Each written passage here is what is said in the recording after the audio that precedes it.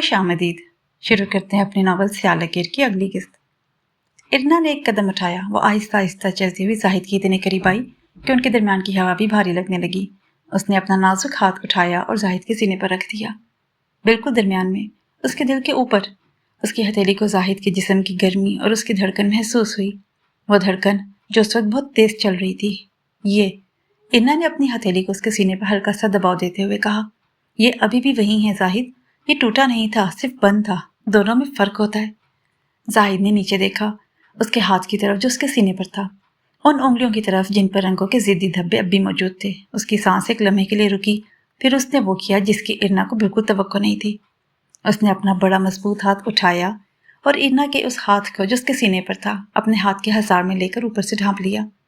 بس یہی، کوئی فالتو الفاظ نہیں، کوئی قدم آگے نہیں، کوئی بڑا دعویٰ نہیں، صرف اس کا ہاتھ اب ارنا کے ہاتھ پر تھا۔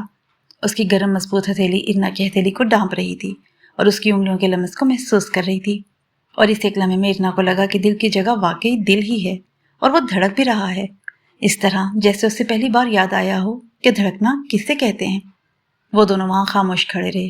کتنی دیر گزر گئی، ارنا کو اس کا کوئی اندازہ نہیں تھا، اور ان دونوں کے درمیان وہ ایک لمحہ تھا جو وقت کی قید سے باہر ہو چکا تھا۔ پھر زاہد نے ارنا کا ہاتھ آہستہ سے نیچے کیا۔ اس نے اپنے گرفت سے آزاد نہیں کیا تھا، بس نیچے لا کر انگلیاں لگ گئی۔ مجھے سوچنا ہے، اس نے کہا۔ میں جانتی ہوں، ارنا نے جواب دیا۔ نیلم نے جو کچھ بتایا وہ سن کر میں ابھی تک سمجھ نہیں پا رہا کہ کیا محسوس کروں۔ ایک غصہ ہے اس پر، مگر ساتھ کچھ اور بھی ہے جسے میں ابھی کوئی نام دے نہیں سکتا۔ اسے ابھی کوئی نام دینا ضروری بھی نہیں ہے زاہد، ارنا نے نرمی سے کہا۔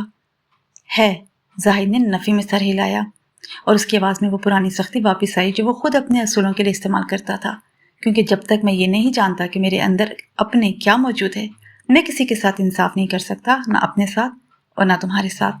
ارنا نے اسے گہرائی سے دیکھا، اور اس ایک جملے میں ارنا نے سمجھ لیا کہ یہ مرد جو خود کو سرد، بے نیاز اور دور رکھتا ہے، وہ اصل میں اندر سے اتنا ذمہ دار تھا کہ کسی بھی بے ایمانی یا ادھورے پن کے ساتھ آگے بڑھنے کا سوچ بھی نہیں سکتا تھا۔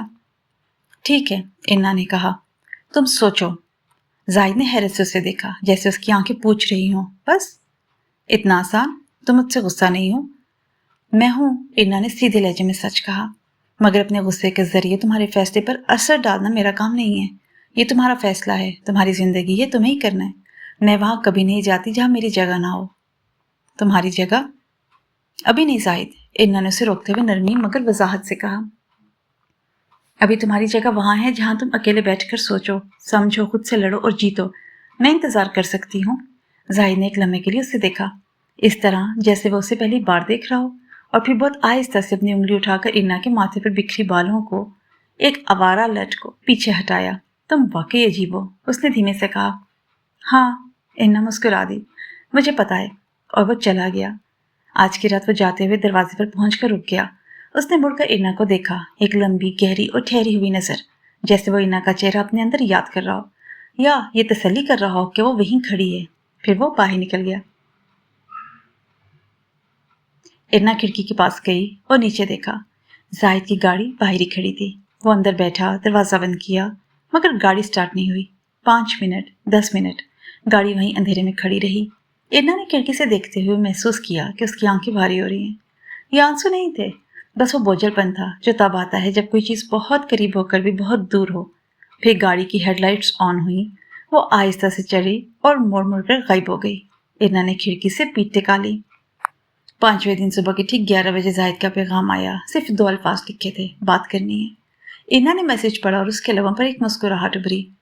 یہ کوئی کڑوی یا تھکی ہوئی مسکراہٹ نہیں تھی، یہ وہ مسکراہٹ تھی جو تب آتی ہے جب آپ جانتے ہوں کہ جو وقت آنے والا ہے وہ آسان نہیں ہوگا، مگر آپ اس کے لیے پوری طرح تیار ہیں۔ اس نے جواب میں لکھا، آ جاؤ۔ جب زاہد آیا تو اس کے چہرے پر وہ پرانی کشمکش اور الجھن نہیں تھی۔ آج اس کے چہرے پر فیصلے کی ایک ساکن خاموشی تھی، ایک ایسا چہرہ جو اپنی جنگ لڑ کر جیت چکا ہو، بھلے وہ جیت سستی نہ آئی ہو اور اس کے چہرے پر زخموں کے نشان ہوں۔ وہ صوفے پر بیٹھا اور ارنا اس کے سامنے بیٹھ گئی۔ میں نے نیلم کو جواب دے دیا ہے، اس نے سیدھا کہا۔ ارنا خاموش رہی اور اس کے اگلے جملے کا انتظار کرنے لگی۔ میں نے اسے کہہ دیا ہے کہ نہیں۔ کمرے میں پھر ایک گہرا سکوت چھا گیا۔ کیوں؟ ارنا نے پوچھا۔ اس لیے نہیں کہ وہ جواب نہیں جانتی تھی، بلکہ اس لیے کہ وہ چاہتی تھی کہ زاہد خود اپنے منہ سے یہ بات کہے، کیونکہ اس نے جو کچھ بھی کیا वो इस खौफ से किया जो उसका अपना ज़ाती था। जाहिद ने इरना की आंखों में झांकते हुए कहा, और मैंने इन 3 सालों में जो कुछ झेला वो इस डर की वजह से झेला जो उसका था, मगर मैंने नादानी में अपने कंधों पर उठा लिया था। वो एक पल के लिए रुका। अब मैं वो बोझ उसे वापस कर रहा हूँ। उसके फैसले की सज़ा उसे मिलनी चाहिए, मुझे नहीं। और अब मैंने फैसला कर लिया है कि इस 3 साल की सज़ा के बाद अब मैं वो हक उठाऊंगा जो मेरा अपना है। इरना की बादामी आंखें उसके चेहरे पर टिकी हुई थी। और क्या है तुम्हारा हक? जाहिद ने इरना की आंखों में देखा। ये जानना। जाहिद की आवाज़ धीमी थी, मगर उसका हर लफ्ज़ पत्थर की तरह अपनी जगह पक्का था, कि जब कोई तुम्हारे असल रंगों को पहचान ले, तुम्हारी पेंटिंग में वो सच देख ले जो तुम खुद भी नहीं देख पाते, तो उस इंसान को खुद से दूर मत धकेलो। इरना की आंखों के गोशे नम हो गए, मगर उसने पलक नहीं झपकी। जाहिद, मैं नहीं जानता इरना, जाहिद ने कहा, और पहली बार उसकी आवाज़ में वो पुराना सपाट यकीन नहीं था, बल्कि एक सच्चा इतराफ़ था। एक ऐसी बात जिसे कहने के लिए दुनिया में सबसे ज़्यादा हिम्मत चाहिए होती है। मुझे नहीं मालूम कि मैं ये सब ठीक से कर पाऊंगा या नहीं। मैंने इन 3 सालों में खुद को अंदर से इतना तोड़ा है कि खुद को दोबारा जोड़ने में वक्त लगेगा, मगर मैं ये अच्छी तरह जानता हूँ कि ये जगह, ये कमरा, ये पेंटिंग और तुम, ये वो वाहिद जगह है जहाँ मैं सुकून से सांस ले सकता हूँ। इरना ने एक लम्हा लिया, फिर वो आहिस्ता से आगे बढ़ी। कुर्सी से नहीं उठी, बस आगे की तरफ झुकी और जाहिद का वो हाथ जो मेज़ पर रखा था अपने दोनों हाथों के हसार में ले लिया। मैं जानती हूँ तुम टूटे हुए हो, इरना ने नरमी से कहा। मैं भी पूरी तरह मुकम्मल नहीं हूँ। इस दुनिया में कौन मुकम्मल होता है, मगर टूटे हुए लोग जब इकट्ठे होते हैं तो वो ज़्यादा बेहतर तरीके से जुड़ते हैं, क्योंकि उन्हें मालूम होता है कि दर्द कहाँ कहाँ होता है। जाहिद ने नीचे देखा, इरना के दोनों नाजुक हाथों के बीच अपने हाथ को देखा, और फिर उसने अपनी हथेली को उल्टा करके इरना की उंगलियों को थाम लिया, पूरी तरह मजबूती से, जैसे अब वो इसे कभी छोड़ने वाला ना हो।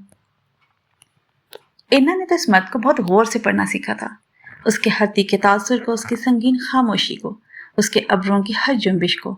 आज जो उसके चेहरे पर था वो कोई आम दर्द नहीं था, कोई उलझन या अंदरूनी कश्मकश नहीं थी। आज जो था वो फैसला था, एक ऐसा पक्का, सख्त और बेरहम फैसला जिसे किसी कांच के ताबूत में बंद कर दिया गया हो, जिसे तोड़ना अब इरना के बस में न था। जाहिद ने एक लम्हे के लिए इरना के तपते हुए चेहरे को देखा, और इरना ने साफ देख लिया कि उसकी निगाह में वो खुलापन, वो पनागा नहीं थी जो कल रात थी। वो दरवाज़ा जो कल पहली बार इरना के लिए खुला था, आज उस पर एक भारी ताला लटक रहा था। किसी ने उसे अंदर से बहुत मजबूती से बंद किया था, शायद रात भर अपनी मर्दाना आना और ख़ानदानी बोझ तले सोच सोच कर। मैंने गलती की, उसने जाहिद अली शराजी की मखसूस अकड़पन से कहा। इरना ने कुछ नहीं कहा, उसने बस अपना सांस रोका और इंतज़ार किया। कल रात और इससे पहले जो कुछ हुआ, जो मैंने कहा, जो महसूस किया, वो सब। उसने गहरा सांस लिया, जैसे अपने अगले लफ्ज़ के खंजर को उठाने के लिए वजूद की आखिरी ताकत जमा कर रहा हो। वह सब मेरी एक आर्जी कमज़ोरी का नतीजा था। मैं उस वक्त नीलम का सच सुनकर अंदर से हिल गया था, और तुम करीब थे ना। तुमने मुझे सुना, तुमने मेरा हाथ थामा, और मैंने जो महसूस किया वो बस एक बहाव था, मगर ये दुरुस्त नहीं था। इरना की पीठ चौकट से एकदम सीधी हो गई। ये हरकत इतनी छोटी थी कि शायद कोई आम इंसान न देख पाता, मगर उसकी तीखी खुददारी ने अपना मतलब वाज़िया कर दिया था। क्या दुरुस्त नहीं था जाहिद? उसने पूछा, आवाज़ बिल्कुल हमवार, कोई लर्जिश नहीं, कोई सिसकी नहीं। तुम्हारे साथ आगे जाना, जाहिद ने एक लफ्ज़ चबा कर कहा, और इस बार उसने इरना की आंखों में सीधा झांक कर कहा। यह बोल्डनेस उसे दिखानी पड़ी, उसने अपनी निगाह नहीं चुराई। मैं अभी इस जगह पर नहीं हूँ जहाँ किसी औरत के साथ होना मेरे लिए ठीक हो। मैं खुद अभी अंदर से इतना अधूरा और टूटा हुआ हूँ कि किसी और को भी तोड़ दूंगा, और मैं ये बर्बादी नहीं करना चाहता, कम अज कम तुम्हारे साथ तो बिल्कुल नहीं करना चाहता। इरना ने एक लंबी तपती हुई सांस ली, नाक से अंदर मुंह से बाहर, और इस एक सांस में वो सब कुछ था जो वो अभी इस वक्त अपने सीने में महसूस कर रही थी, मगर वो उसे चेहरे पर आने नहीं दे रही थी। जाहिद, हाँ, ये तुमने खुद सोचा है या ये नीलम की वो आवाज़ है जो अभी तक तुम्हारे अंदर लाउड स्पीकर पर बोल रही है? जाहिद के चेहरे पर कुछ हिला, बहुत हल्का सा तनाव उभरा। मेरी अपनी आवाज़ है, उसने कहा। झूठ बोल रहे हो तुम। इरना ने सीधा बेबाक और तीखा हमला किया, इस तरह जैसे वो हमेशा सच की पेंटिंग बनाती थी और आज भी वही करेगी, चाहे वो सच उसके अपने दिल को लहूलुहान कर दे। ये नीलम की आवाज़ है, वही जुमला जो उसने 3 साल पहले तुम्हारे मुंह पर मारा था, और जिसे तुमने तस्लीम किया था कि तुम बहुत ज़्यादा पोजेसिव हो जाहिद, तुम किसी को भी तोड़ दोगे। तुमने उस औरत का वो जुमला आज भी सच मान लिया है, बस इस बार फ़र्क ये है कि वो जुमला तुमने खुद अपने मुंह से कह दिया। कमरे में एक हौलनाक खामोशी छा गई। زاہد کے جبڑے کی ہڈی سختی سے ابھری۔ ارنا، تم مجھے بچانے کا ہی ڈھونگ کیوں کر رہے ہو؟ ارنا کی آواز میں پہلی بار ایک تیز بولڈ دھار آئی، وہ تیزی جو غصے سے نہیں بلکہ اس دکھ سے آتی ہے جب کوئی آپ کی محبت کی طاقت کو آپ کی کمزوری سمجھ لے۔ تم سوچ رہے ہو کہ تم ناقص ہو، تم مجھے نقصان پہنچاؤ گے، اس لیے دور رہو، مگر تم نے کبھی مجھ سے پوچھا کہ میں کیا چاہتی ہوں؟ کیا میں ارنا ملک اپنا فیصلہ خود کرنے کے قابل نہیں ہوں؟ کیا میری زندگی کے فیصلے بھی تم اپنی انا کے ترازو میں تولو گے؟ یہ تمہارے بارے میں ہے ہی نہیں۔ زاہد کی آواز میں پہلی بار وہ کڑواہٹ ابھری جو خود اپنے آپ سے لڑنے میں آتی ہے۔ یہ میرے بارے میں ہے ارنا، میں نہیں جانتا کہ میں وہ دے بھی سکتا ہوں یا نہیں جو ایک عورت کو کسی مرد سے چاہیے ہوتا ہے، اور جب تک میں خود کو مکمل نہیں پاتا میں کسی کو اپنے اس ادھورے پن کے ساتھ باندھ نہیں سکتا۔ کسی کو نہیں؟ ارنا نے اس کے الفاظ دہرائے، آہستہ، جیسے ان تیکھے لفظوں کا وزن اپنے دل پر ناپ رہی ہو۔ یا مجھے نہیں؟ زاہد بالکل خاموش ہو گیا، اور اس مرد کی اس خاموشی نے اس پل جو کچھ کہا وہ دنیا کے کسی بھی تلخ ترین جواب سے زیادہ دردناک اور بولڈ تھا۔